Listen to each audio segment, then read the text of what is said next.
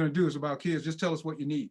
So we've gotten some funding to be able to put together what I'm calling here the Central Ohio Student Leadership Collaborative. And what will happen here that's different than what we did in Cleveland is I thought it would be very, very important for us to take advantage of the social justice climate that is currently taking place in schools and around the country. When we have high school students who are out protesting and all of that, they need to understand and they need to be able to develop skills in how to do that the right way. And if I'm, as a former superintendent, I know that there's really one or two ways for me to handle a problem. I'm either going to be reactive to it or I'm going to be proactive to it. And if I can give students voice and teach them about how to do things in a educational, instructional way, it really enhances my ability to be able to have a team of students that can then teach their peers and be models for their peers about how to bring issues to the table to get to be heard. Because students often, act out because they don't feel like they've been heard. This is an opportunity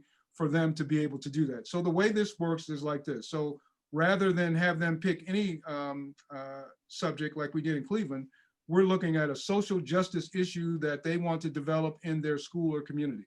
It could be the fact that they may not be able to get access to higher level courses. It could be anything that they think is a social justice issue. And we're going to teach them three things. We have three components. One is leadership component, there's the advocacy component, and then there's the research component. So each session that we have, the students will come in and we'll do those three things. We'll have a session, we'll talk about research. They'll be working in breakout groups and all of that. We'll come back.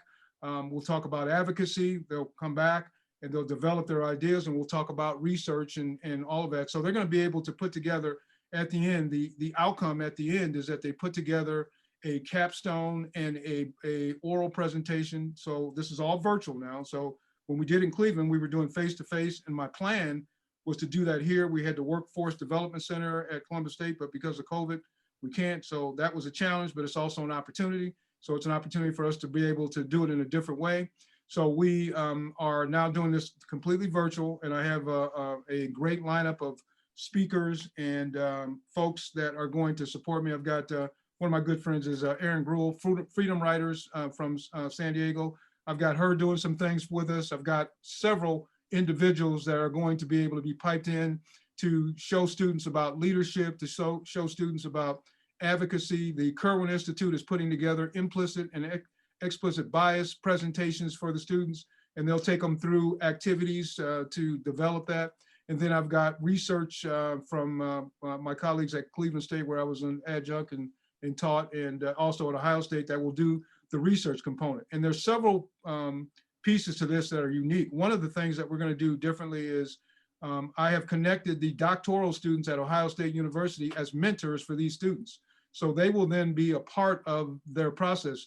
They don't do anything other than watch what they do, help them answer questions, but they also have a mentor or someone they can then look at and say, what can I do about this, and what should I do? And several of these doc students are represented in the various districts where students will be. So it's an opportunity for them to connect in that way. We also have a staff member that will be with the students. They don't have to be with the students all the time. They'll be with them, in some of the breakout sessions and some of those kinds of things, but we've got activities that are planned and putting all of that together.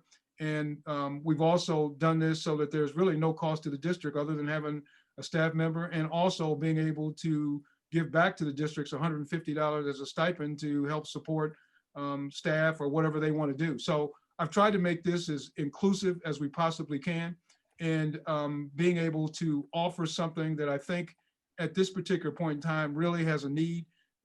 These kids haven't had an opportunity to talk about things that they're going through, and this is an opportunity for them to connect with students from across like districts, different districts, but gives them an opportunity to be able to look at things and be able to develop some strategies